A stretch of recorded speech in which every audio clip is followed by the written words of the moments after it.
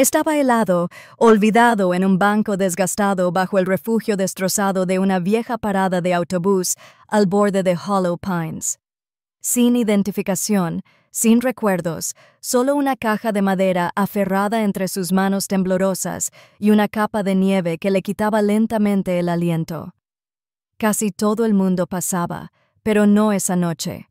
Dos niñas de 11 años que volvían de una fiesta de cumpleaños, con su pastor alemán a la cabeza, se detuvieron cuando nadie más lo hizo. No tenían entrenamiento ni plan, solo corazones que aún creían en hacer lo correcto. Lo que descubrieron les brindaría una segunda oportunidad, un perdón largamente esperado y una música que sanaría más que viejas heridas. Si historias como esta te llegan al alma, quédate con nosotros. Suscríbete y abre tu corazón a los milagros silenciosos que aún obran en este mundo. Hollow Pines no era el tipo de pueblo que se encuentra en la mayoría de los mapas. Enclavado entre las sierras de alisos azules y las carreteras secundarias heladas de Vermont, dormitaba bajo un espeso manto de silencio durante el invierno. En los últimos días de diciembre, la nieve caía en suaves espirales, cubriendo los tejados y las viejas farolas con un brillo azucarado, la clase de nieve que no llega con tormenta, sino con un silencio absoluto, como si la naturaleza misma contuviera la respiración. Eran poco más de las 7:30 p.m. El cielo hacía rato que se había teñido de tinta, y la mayoría de las casas habían corrido las cortinas para protegerse del frío. El centro estaba casi vacío. Solo se oía el tenue resplandor de las luces navideñas que parpadeaban cada semana, los escaparates de las panaderías y el crujido ocasional de pasos en las aceras cubiertas de sal. Ellie y Ivy Lane, gemelas de 11 años, se movían juntas como sombras gemelas bajo la suave llovizna de los copos de nieve. Ellie caminaba delante, con la chaqueta abrochada hasta arriba y un gorro de punto color burdeos ceñido sobre sus espesos rizos castaños. Era la más alta de las dos, con una mirada decidida que parecía mayor de lo que era. Alerta, analítica, siempre la primera en hablar y la primera en actuar. Ivy la seguía un paso atrás, a paso más ligero, como si escuchara música que solo ella podía oír. Llevaba el pelo trenzado con pulcritud por la espalda y las mejillas sonrojadas por el frío. Era más dulce, pensativa, un poco soñadora y profundamente empática. A su lado, un poco más adelante, iba Cotta, su pastor alemán de 6 años. Era un robusto perro sable con inteligentes ojos ámbar y porte noble. Su pata trasera izquierda cojeaba levemente, como recuerdo de una lesión durante el entrenamiento de sus primeros días en un programa de búsqueda y rescate. Había reprobado la certificación no por falta de inteligencia ni valentía, sino por su cadera. Rachel Lane, la madre de la niña, lo había adoptado en un centro de rescate hacía 4 años. Desde entonces, Cotta se había convertido en más que una mascota. Era su guardián, su hermano silencioso, su fiel centinela. Por la noche, regresaban de una fiesta de cumpleaños organizada por un compañero de clase cuya familia vivía a pocas cuadras. Ellie llevaba una pequeña bolsa de regalo de papel bajo el brazo, con restos de pastelito dentro. Ivy sostenía una tarjeta hecha a mano que había olvidado dar. Sus botas dejaron huellas limpias en la nieve virgen y su aliento se desprendía en nubes. De repente, Cotta se detuvo. Sus orejas se crisparon, su cuerpo se tensó. «¿Qué pasa, chico?», preguntó Ellie. Entonces sintió el tirón, fuerte, deliberado. Cotta tiró de la correa y se desvió de la acera, atravesando la plaza del pueblo y dirigiéndose a un grupo de pinos cerca de la vieja parada de autobús. «Ellie», empezó a decir Ivy, pero su hermana ya se movía, siguiendo a Cotta sin dudarlo. Allí, bajo uno de los altos pinos, medio oculto entre las sombras y casi completamente cubierto de nieve, yacía un anciano en un banco público. Su figura era esquelética, la hebra de su abrigo estaba desnuda y empapada, su cabello plateado estaba enmarañado por la escarcha. La nieve se había acumulado sobre sus hombros y en los huecos de sus mangas. Sus labios estaban ligeramente azules y sus ojos cerrados. Una mano enguantada colgaba flácida del borde del banco. Apoyada a su lado había una pequeña caja de madera firmemente sujeta con correas de cuero desgastadas, con los bordes deshilachados por el tiempo. «Dios mío», dijo Ellie de rodillas, «se está congelando». Ivy dudó, pero rápidamente se quitó la bufanda y la apretó contra el pecho del hombre. «Señor», susurró, «¿nos oye?» No hubo respuesta. Ladró una vez, fuerte y urgente, y luego otra y otra vez, resonando en las paredes de piedra como una llamada de socorro. Ellie sacó el viejo teléfono plegable que su madre les había regalado por si acaso. Apenas funcionaba en los días buenos. Esta noche, por algún milagro, se encendió. «Llamo a mamá», dijo, mientras sus dedos ya temblaban sobre el teclado. A 3 cuadras de allí, Rachel Lane, de 36 años, estaba detrás del mostrador de la panadería Sweet Hollow, limpiando el azúcar glass de una bandeja metálica. Era alta, con brazos fuertes tras años amasando, y llevaba el cabello castaño oscuro recogido en un moño bajo. Rachel tenía una gracia serena, la que le daba haber superado el duelo y haber seguido adelante a pesar de todo. Desde que perdió a su esposo en un accidente de auto hace 4 años, había trabajado incansablemente para criar a sus hijas y llevar comida a la mesa. Pasaba las noches horneando y preparando pedidos. Los días eran para llevar a los niños al colegio, pagar facturas y llorar a altas horas de la noche, algo que nunca dejaba que sus hijas vieran. Su teléfono vibró en el bolsillo del delantal. «Ellie», respondió, con la respiración entrecortada. «Mamá, hay un hombre. Está herido. De verdad herido. Lo encontramos en la nieve cerca de la plaza». «Voy ahora mismo». No se detuvo a quitarse el delantal. Simplemente agarró su abrigo, le gritó a su jefe que se iba y corrió hacia el frío. De vuelta en la plaza, Ellie se arrodilló junto al hombre, intentando encontrarle el pulso como había visto en los videos de primeros auxilios de YouTube. Ivy le había puesto los guantes en las manos mientras Kota yacía junto al banco, con la cola quieta y las orejas alerta.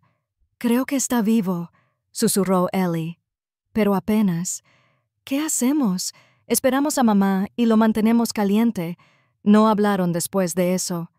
Ivy se sentó a un lado, sosteniendo los dedos fríos del hombre en sus manos enguantadas. Ellie observaba el cielo, la nieve cayendo como ceniza, con el corazón latiendo desbocado. Volvió a mirar la caja de madera. Había algo en él que le hacía sentir importante, incluso sagrado. No lo tocó, pero sus ojos tampoco lo apartaron. Las luces fluorescentes del Hospital General de Hollow Pines zumbaban débilmente, proyectando un resplandor estéril sobre el suelo de linóleo. En la habitación 204, el anciano yacía inmóvil bajo finas sábanas blancas. El calor de las mantas de emergencia aún no le había llegado a los huesos. Una máscara de oxígeno transparente le cubría la mitad del rostro y una vía intravenosa serpenteaba desde su muñeca hasta una bolsa colgante de fluidos. Las máquinas emitían pitidos constantes, monitoreando constantes. Su nombre, según la desgastada placa de identificación de cuero que llevaba en la bota, era Vincent Daltrey. Tenía 68 años. No tenía seguro médico, ni parientes más cercanos, solo una fecha de nacimiento, una firma apenas legible y una bolsa llena de aire. Junto a su cama de hospital estaba la caja de madera, la misma que Ellie había llevado dentro, reacia a que los paramédicos la desecharan por no ser esencial. Era más pesada de lo que parecía, hecha de cedro oscuro y desgastado por el tiempo, pulido por las huellas dactilares. Las correas de cuero estaban agrietadas en algunos puntos, pero resistían. Un pestillo de latón oxidado la sellaba. La doctora Leona Whitaker, la médica de cabecera esa noche, estaba de pie a los pies de la cama, revisando las constantes vitales del hombre. Tenía unos 40 y tantos años, era alta y de movimientos precisos, con el pelo rubio ceniza recogido en un moño. Sus gafas rectangulares se asentaban sobre el puente de su nariz estrecha. Leona tenía fama de eficiente, directa y difícil de alterar. Había pasado una década trabajando en el turno de traumatología en Boston antes de mudarse a Hollow Pines para cuidar de su anciano padre. Desde su fallecimiento, se había quedado forjando una vida más tranquila, aunque su intensidad nunca se desvaneció. Miró por encima del hombro a Rachel, que estaba junto a la puerta con sus hijas, todavía con sus abrigos. La nieve se derretía formando charcos suaves bajo sus botas. «Está estable por ahora», dijo Leona, «pero tiene hipotermia severa y ya presenta síntomas de una infección de las vías respiratorias inferiores. Si progresa a neumonía, lo cual es probable dada su edad y condición, necesitará tratamiento intensivo». Rachel dio un paso al frente. «¿Qué podemos hacer? ¿Lo conoces? ¿Familia? ¿Alguien a quien podamos llamar?» Ellie y Ivy negaron con la cabeza al unísono. «Nada registrado», continuó Leona. «Sin historial médico, sin contactos de emergencia, sin antecedentes, no podemos estar seguros de si tiene alergias, antecedentes médicos ni nada que pueda complicar el tratamiento». Ellie levantó la vista. «¿Y la caja?» El Dr. Whittaker la miró brevemente, casi divertido. «¿Qué hay dentro?» «Música», susurró Ivy. «Y una carta. Tenía el nombre de alguien». Rachel se acercó a la silla junto a la cama y abrió la caja con cuidado. Dentro, envueltas en un pañuelo de lino amarillento por el tiempo, había partituras escritas a mano, docenas de ellas. Algunas escritas con una letra pulcra y circular, otras apresuradas e irregulares, como pensamientos que intentaban escapar de la página. En el fondo había un sobre doblado. El papel era suave, con los bordes desgastados por la tinta descolorida. Una palabra había sido escrita con delicado cuidado. «Marina». Rachel la desdobló lentamente, conteniendo la respiración al examinar el contenido. «Es una carta para su hija». Leona arqueó una ceja. «Esa podría ser la mejor pista que tenemos». Hizo una pausa, observando el cuerpo inconsciente de Vincent. «Lo ingresaremos esta noche, comenzaremos el tratamiento y esperamos que reaccione. Pero si esto se convierte en neumonía, necesitaremos el consentimiento para un tratamiento más intensivo». Garabateó algo en su portapapeles y se fue, con los tacones resonando contra las baldosas. Rachel se volvió hacia sus hijas. «¿Hicieron algo bueno esta noche?» Ellie asintió lentamente, pero su mirada estaba fija en Vincent. «Parecía tan frío». Ivy añadió. Estaba tarareando algo antes de desmayarse, como una canción. Rachel le entregó la carta a una enfermera cercana para que la guardara y se arrodilló junto a Ellie. «Vámonos a casa, cariño. Regresaremos mañana. No hay mucho más que podamos hacer esta noche». Esa noche, de vuelta en su modesto apartamento encima de la panadería Sweet Hollow, Ellie estaba sentada con las piernas cruzadas en la cama, con un cuaderno de espiral en el regazo. Garabateó bajo un encabezado escrito con tinta verde: «Estuche de muñeco de nieve, día 1, encontrado en un banco cerca de unos pinos. Cota actuó primero. Héroe, caja de madera, partituras y carta. Nombre: Vincent Daltrey. Nadie lo acompañó. Nadie en absoluto. Parecía que no había comido en días. Carta para Marina. ¿Quién es ella?» Chasqueó el bolígrafo una vez, 2 veces, luego subrayó la última pregunta 2 veces y la rodeó con un círculo. Ivy, acurrucada bajo una manta y despatarrada a su lado, bostezó. «¿Estás escribiendo sobre él?» Ellie no levantó la vista. «Podría ayudar. ¿Crees que despertará?» Ellie dudó. «Eso espero». A la mañana siguiente, Cota volvió a estar inquieto. Mientras Rachel preparaba el desayuno abajo, él paseaba junto a la puerta, rascaba la esquina de la alfombra y ululaba suavemente. Ellie le ató la correa, se puso su abrigo y decidió sacarlo. Pasaron junto al banco, ahora medio enterrado en la nieve reciente. Cota olfateó, hurgó en el suelo y luego cruzó la calle trotando hacia un callejón detrás de una vieja tienda de antigüedades llamada Curiosidades de Wendell. Ivy la alcanzó, poniéndose el sombrero hasta las orejas. «¿Qué hace?», preguntó. «No lo sé», murmuró Ellie. Detrás de la tienda había una hilera de contenedores de basura, casi intactos por la nieve. Pero Cota se dirigió directamente a un desagüe y empezó a olfatear con furia. Manoseó una vez, 2 veces. Enterrada en la nieve, medio cubierta por una lona vieja, había una bolsa de lona hecha jirones. Ellie intercambió una mirada con Ivy. ¿La abrimos? Dentro había 2 cosas, un termo vacío y una partitura, húmeda pero intacta, con las iniciales VD escritas en una esquina. Ellie añadió una nueva línea a su cuaderno esa noche. Él solía venir aquí. Quizás durmió cerca. ¿Por qué dejar la música? La nieve seguía cayendo en silenciosas olas sobre los pinos huecos, ablandando cada rincón del mundo que tocaba. La tormenta de principios de semana había amainado, pero el pueblo aún lucía su manto blanco como un recuerdo solemne. En la panadería Sweet Hollow, Rachel Lane estaba de pie junto al mostrador mientras la luz de la mañana se filtraba por las ventanas esmeriladas. Sus manos, espolvoreadas con harina, trabajaban con rapidez, dando forma a los rollos de canela para la hora punta del mediodía. Pero su mente, como el vapor del horno, seguía divagando hacia el hospital y el hombre sin nadie. Había dormido mal, soñando con bancos helados y respiraciones que se apagaban. La carta a Marina aún rondaba en su mente. Los nombres significaban algo, y Marina Daltrey, parecía una llave inalcanzable. A las 9 en punto, sonó la campanilla de la puerta principal. Entró un hombre con una chaqueta de sheriff de la Marina, con la nieve derritiéndose sobre sus hombros.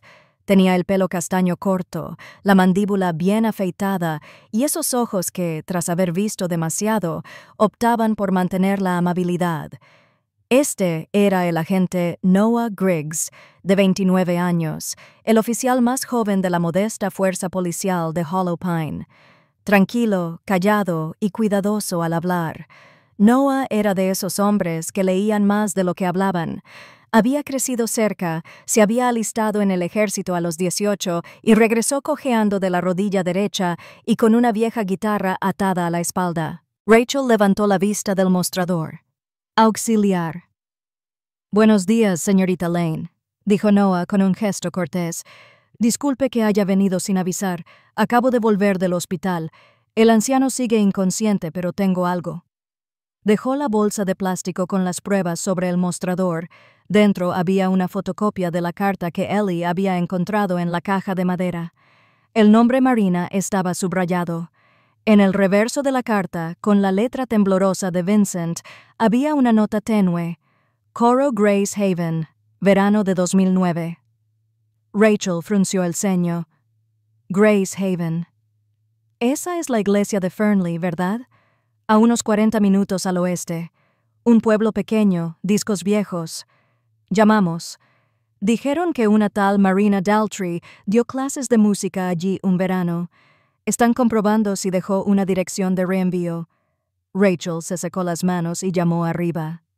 Ellie, Ivy, con los abrigos puestos. Las chicas aparecieron momentos después, sin aliento, tirándose de las bufandas. Cota las siguió, moviendo la cola y con las orejas alerta. Noah arqueó una ceja. «Él también viene». Rachel sonrió. «Intenta decirle que no». En menos de una hora estaban en la carretera, conduciendo hacia el oeste por las carreteras secundarias de Pineline. La calefacción zumbaba, calentando el vehículo. Ivy se sentó pegada a la ventana, observando cómo los árboles se difuminaban al pasar, mientras Ellie hojeaba su cuaderno y añadía un nuevo título. Marina es igual a profesora de coro. A medida que se acercaban a Fernley, el pueblo se encogía a su alrededor como un viejo recuerdo. Apenas unas pocas tiendas, un restaurante y el campanario de una iglesia que se alzaba modestamente sobre el horizonte nevado. Grace Haven se alzaba cerca del centro del pueblo, una capilla de arenisca con paredes cubiertas de hiedra y vidrieras que brillaban tenuemente bajo el sol invernal. En el interior, la calidez de la madera vieja y la cera de las velas los recibía. Filas de bancos se extendían bajo techos abovedados. Un órgano de tubos se alzaba cerca del frente como un gigante dormido. Una mujer se acercaba desde un pasillo lateral, secándose las manos con una toalla de lino. Llevaba un cardigan gris sobre un largo vestido azul, con el cabello plateado recogido en un moño.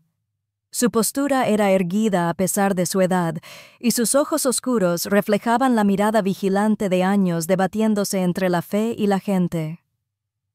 «Soy la hermana Evelyn», dijo con voz suave pero clara. «¿Llamaste por Marina?»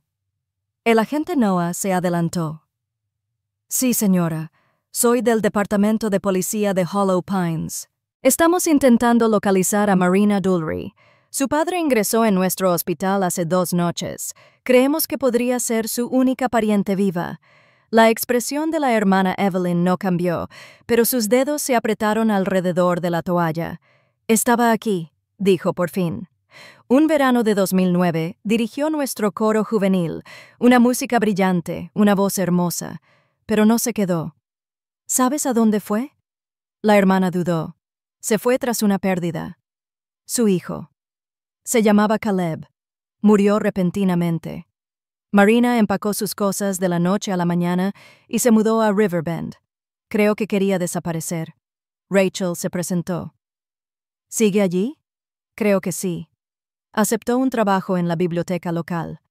Un trabajo tranquilo, solitario, pero no dejó número. ¿Crees que querría saber de su padre?, preguntó Ivy en voz baja. Durante un largo rato, la hermana Evelyn no respondió. Luego asintió lentamente. Creo que ha esperado mucho tiempo una razón para perdonar a alguien. Se dieron las gracias y regresaron al coche. Al alejarse, Ellie se giró hacia Ivy y señaló una partitura grabada en una placa de madera sobre la puerta del coro. «Ya había visto esa anotación», susurró. Ivy parpadeó. «¿En qué parte de la música de Vincent?» «Es la misma frase». Rachel miró por el retrovisor. «¿Crees que la escribió para ella?» Ellie se mordió el labio. «Creo que nunca dejó de escribirle, simplemente sin palabras». Más tarde esa noche, de vuelta en Hollow Pines, Rachel arropó a las niñas, pero Ellie no podía dormir. Se levantó en silencio, cogió su cuaderno y se sentó junto a la ventana. La nieve volvía a caer, lenta y pausadamente. Abrió la página. Día 2. Marina es real. Perdió a un hijo y se mudó a Riverbend, sin número de teléfono, ni idea de si quiere saber si su padre está vivo. ¿Pero qué pasa si no lo intentamos? Abajo, Rachel estaba en la cocina con una taza de té de manzanilla, mirando la carta doblada que había guardado del hospital. La súplica de Vincent a Marina. No había grandes disculpas, ni poesía dramática, solo simples líneas garabateadas con tinta descolorida. Recuerdo tu canto en la cocina. Todavía lo oigo. La nieve había dejado de caer por la mañana, dejando tras de sí un paisaje grabado en azul pálido y plata suave.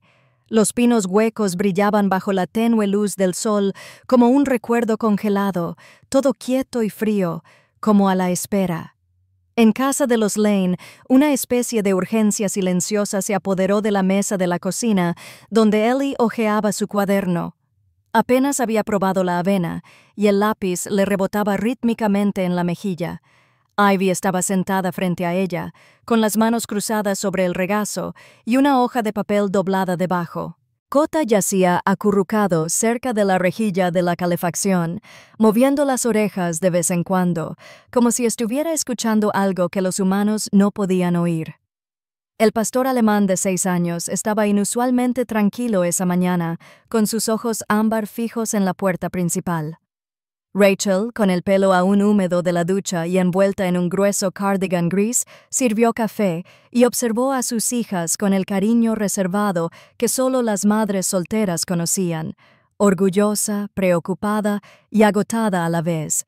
Había estado despierta hasta tarde la noche anterior, releyendo la carta de Vincent y dándole vueltas a las palabras de la hermana Evelyn sobre la desaparición de Marina. El agente Noah llegó poco antes de las 10. La nieve aún se le pegaba a los puños del pantalón del uniforme.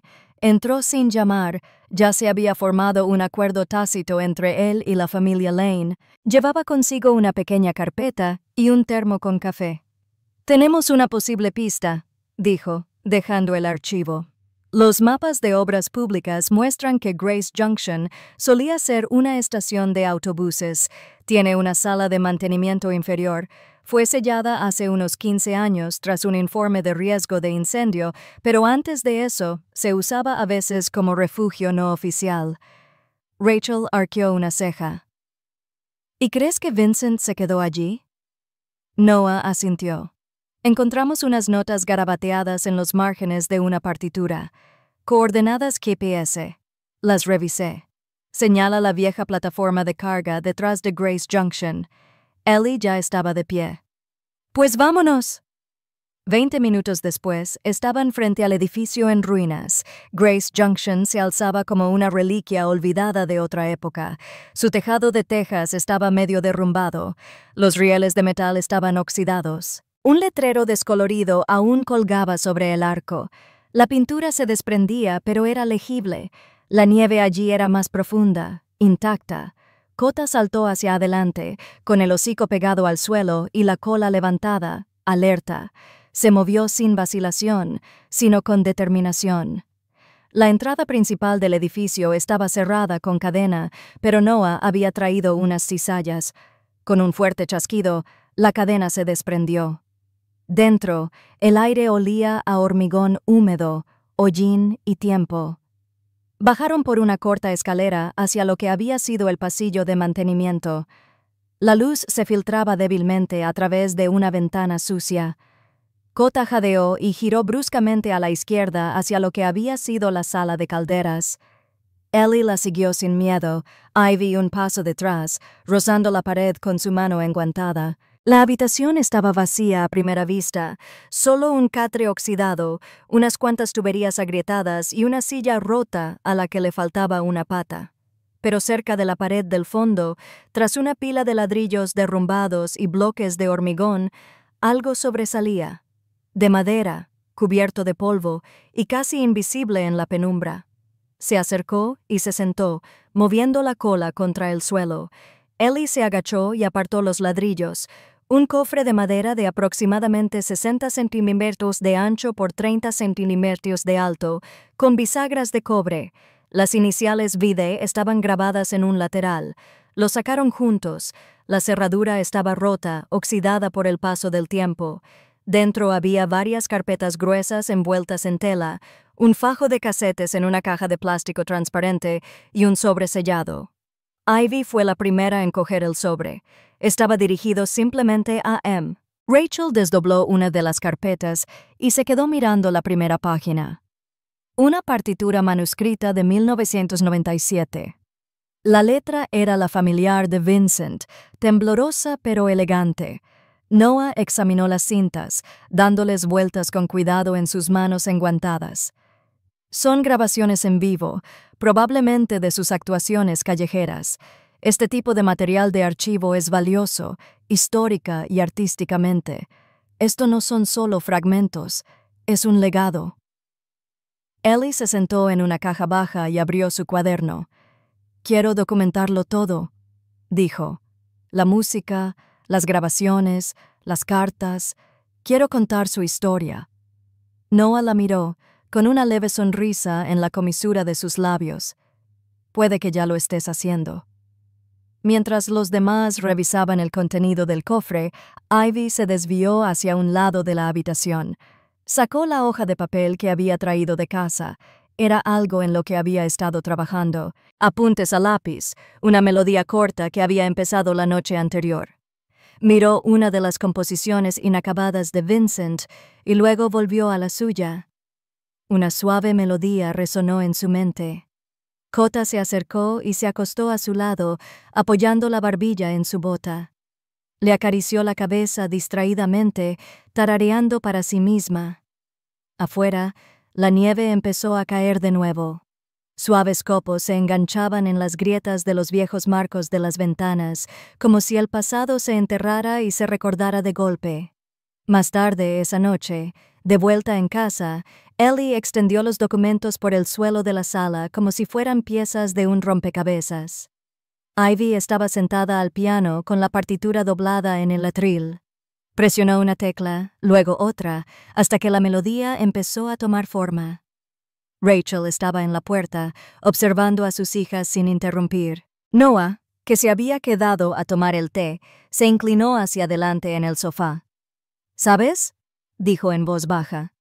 Hay algo en la música. Se mete en las grietas. Rachel lo miró. ¿Tocas? Él asintió. Acostumbrado a hacerlo después del ejército, era lo único que tenía sentido. El sonido de las cuerdas, el eco en una habitación, parecía como si el recuerdo y la esperanza pudieran coexistir. Cota se levantó de su sitio junto a la chimenea, moviendo las orejas en señal de aprobación.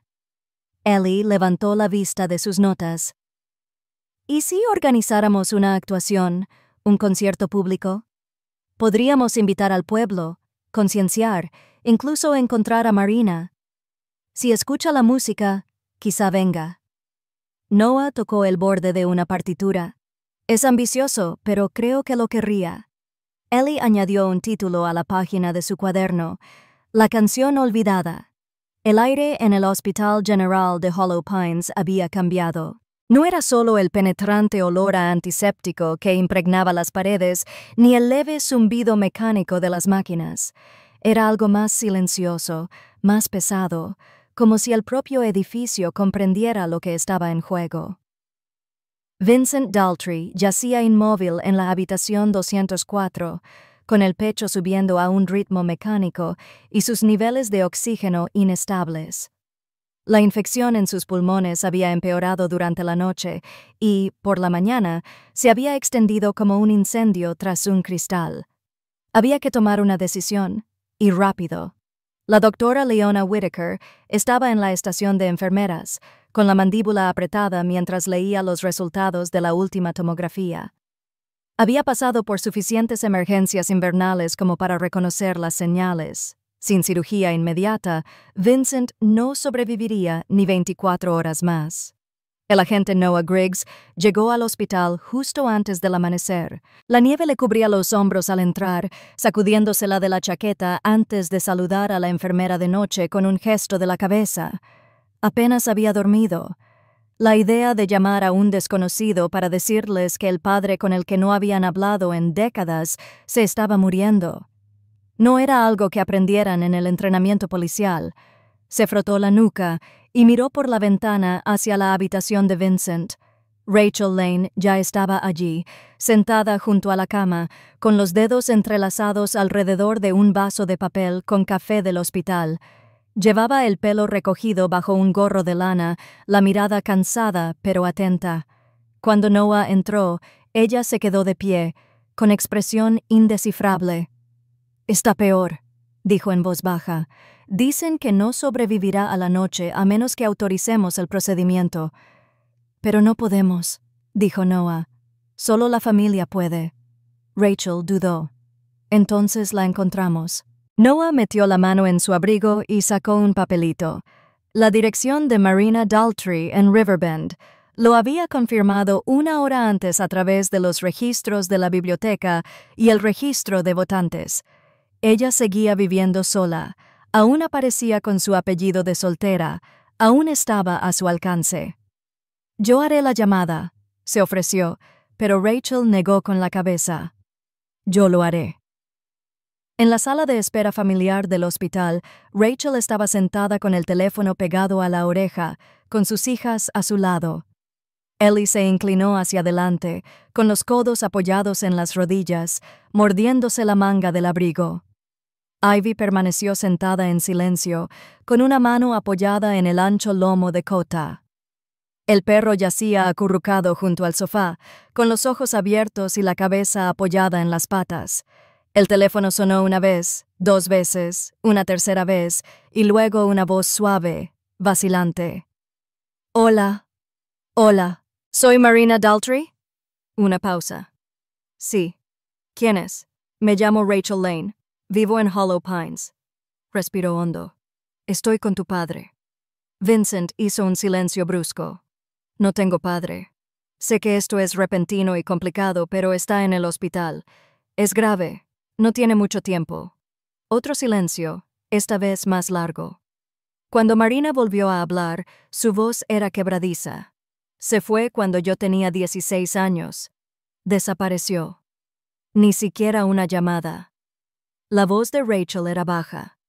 «No dejaba de pensar en ti. Encontramos música, canciones». Nombró una 4M.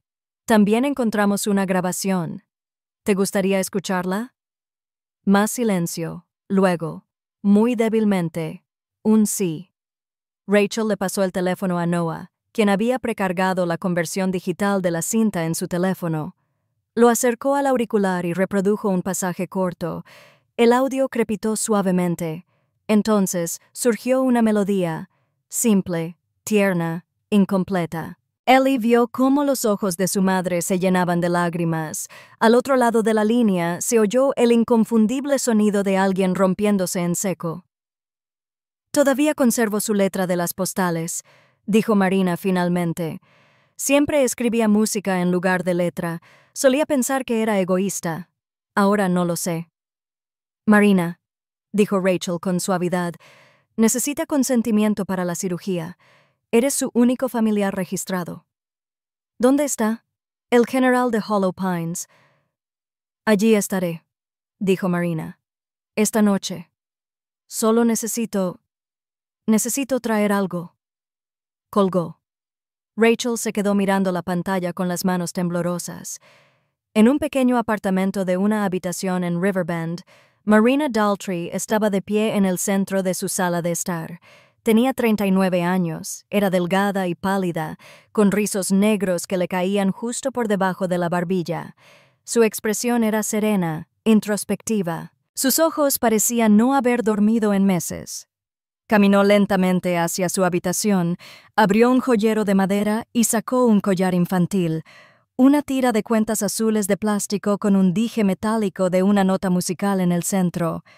Había pertenecido a su hijo, Caleb, quien falleció en un accidente hacía 5 años. Se lo puso alrededor del cuello y preparó una pequeña bolsa. De vuelta en el hospital, la sala de espera familiar estaba llena de un silencio inusual.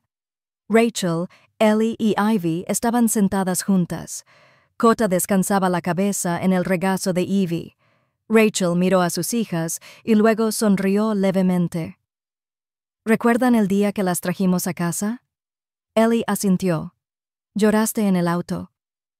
«No iba a tener un perro», dijo Rachel.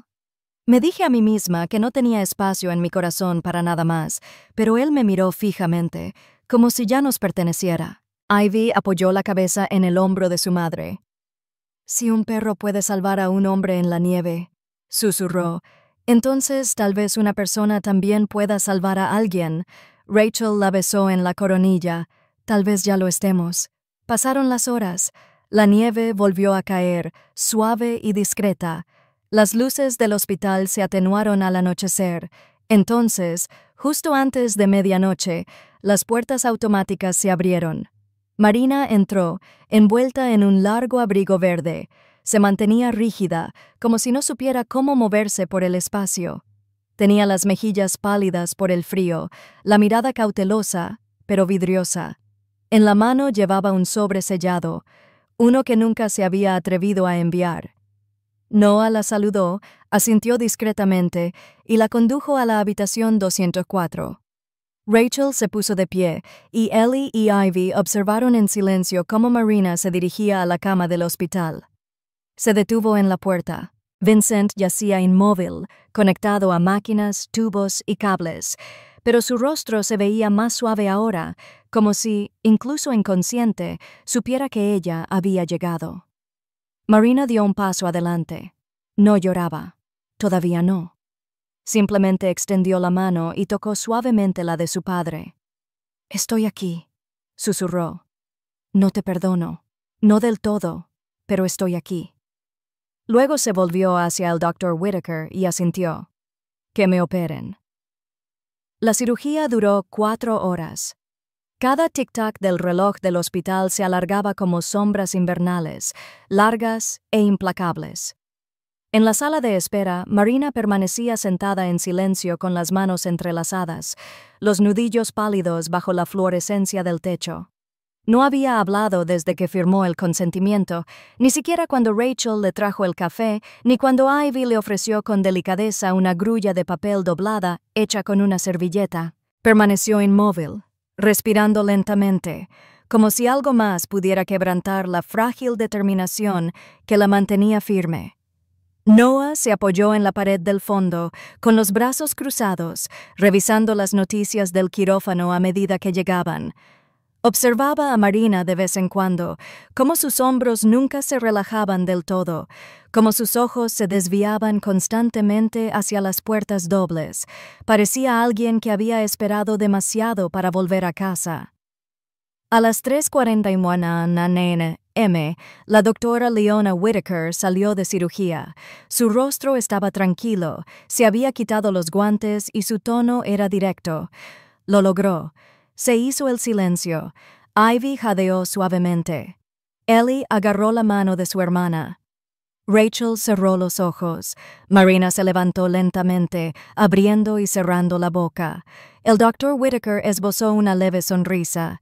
«Está débil, pero estable. Preguntó por ti, Marina, antes de que se le pasara el efecto de la sedación». La sala 204 estaba tenuemente iluminada. Las máquinas emitían pitidos constantes. El rostro de Vincent Daltrey estaba pálido, su cabello plateado estaba húmedo contra la almohada, pero sus ojos ya estaban abiertos, claros y llenos de algo frágil. Marina entró sola. Se quedó a los pies de la cama un buen rato antes de acercarse. Su voz era baja, casi un susurro. «Hola». Vincent parpadeó una vez, y luego otra. Tenía la garganta agitada, los labios agrietados. «Pensé que nunca vendrías». «Casi no vine», dijo. Su mano tembló levemente al alcanzar sus dedos. «Lo siento», dijo con voz áspera, «por dejarte en silencio. Pensé que sería más fácil para ti. Me equivoqué». Marina se sentó a su lado, sujetándole la mano con cuidado. «Tenías miedo», dijo. «Ahora lo sé». Él asintió, con lágrimas en los ojos. «Te dejé sola», susurró. Marina se inclinó hacia adelante, apartándole el pelo de la frente. Sus ojos brillaban, pero su voz era firme. «Entonces quédate ahora. Quédate por lo que queda». Esa tarde, Hollow Pines comenzó a prepararse para algo que no había visto en años. Una reunión comunitaria no para una crisis, sino para celebrar. La plaza del casco antiguo, con sus desgastados caminos de ladrillo y farolas antiguas, estaba iluminada. Se instaló un escenario de madera cerca de la escalinata del juzgado, con altavoces prestados que zumbaban con pruebas de retroalimentación. Se habían colgado carteles por todo el pueblo, la mayoría dibujados por escolares y fijados en tablones de anuncios. La nota olvidada. Solo una noche. Entre bastidores, Marina trabajaba en silencio, pero con un propósito. Se había mudado a una habitación alquilada encima de la tienda de música en la calle principal. Ahora llevaba el collar de su hijo, siempre bajo la blusa, y había traído consigo una maleta y una caja de partituras, algunas suyas, la mayoría de su padre. Pasaba horas con Ivy, quien había empezado a componer en secreto, y cuyas melodías tenían la vacilación y la gracia de los copos de nieve al caer. Juntos recompusieron la composición inacabada de Vincent, la que él había titulado para M. Las adiciones de Ivy eran amables y respetuosas, como una hija que devuelve una carta perdida en el correo. Ellie, mientras tanto, se había dedicado a publicar un periódico escolar, escrito a mano y copiado en la biblioteca. La primera edición se tituló La música puede reparar hasta las grietas más antiguas. Incluía entrevistas con el Dr. Whittaker, el ayudante Noah, y un cuento escrito por Ellie sobre un hombre que solía tararear a los árboles. Rachel recibió la visita de la señora Carol Farnsworth, la dueña jubilada de la panadería original de Hollow Pines. Carol tenía poco más de 70 años, era bajita y robusta, con el pelo teñido de un intenso lavanda. Tenía un ingenio agudo y un corazón tierno oculto bajo capas de sarcasmo. Tras leer sobre la participación de Rachel en el rescate del hospital, Carol le propuso matrimonio. Tengo una tienda, un nombre y artritis. Tienes talento y 3 razones para quedarte. Llamémoslo corazones y costras. Tú horneas, yo superviso. Rachel asintió, con los ojos brillantes. La noche del concierto volvió la nieve, pero no en tormenta. Cayó suavemente, como el silencio antes de un himno. La plaza se llenó de gente del pueblo envuelta en bufandas y abrigos. Los niños sostenían termos de chocolate. Las parejas se abrazaban, y Vincent Daltrey, envuelto en mantas y sostenido por Noah y Rachel, fue llevado en silla de ruedas a la primera fila del público. Cota se sentó a su lado con una bufanda roja y una pequeña medalla de plata alrededor del cuello que decía «Héroe canino de la comunidad». Movía la cola suavemente cada vez que alguien se acercaba para acariciarlo. Las luces del escenario se encendieron, proyectando un brillo dorado contra la nieve que caía. Marina subió al escenario con un abrigo largo azul marino, los rizos recogidos hacia atrás y una expresión serena. A su lado estaba Ivy, sosteniendo una partitura con sus pequeñas manos que temblaban apenas. «Esta pieza», dijo Marina al micrófono, «la escribió mi padre y la terminó una niña que me recordó por qué volvemos a las cosas rotas. Se llama La Nota Olvidada». Asintió. Ivy empezó a tocar. La música empezó baja, vacilante, y luego subió de volumen. Era una canción de cuna y una oración, una reconciliación con melodía. Vincent cerró los ojos. Rachel tomó la mano de Ellie. La nieve se aferraba a la luz de la lámpara como vidrio espolvoreado. Al terminar, hubo silencio y luego un aplauso atronador. Ivy se sonrojó furiosamente. Marina hizo una reverencia y luego se giró para mirar a su padre. Estaba llorando. Y medio pueblo también. Más tarde esa noche, de vuelta en casa, Rachel, sus hijas y Marina se reunieron en la cocina. Ivy preparó té. Ellie organizó sus notas. Vincent durmió arriba. Cota se acurrucó a sus pies como una fiel centinela. Ahora eran una familia. No perfecta, no sin cicatrices, sino completa. Mientras el viento rozaba las ventanas y la nieve se amontonaba suavemente en el alféizar, Marina susurró una silenciosa promesa a la noche. Empezamos de nuevo. A veces los milagros no llegan con truenos ni con luz.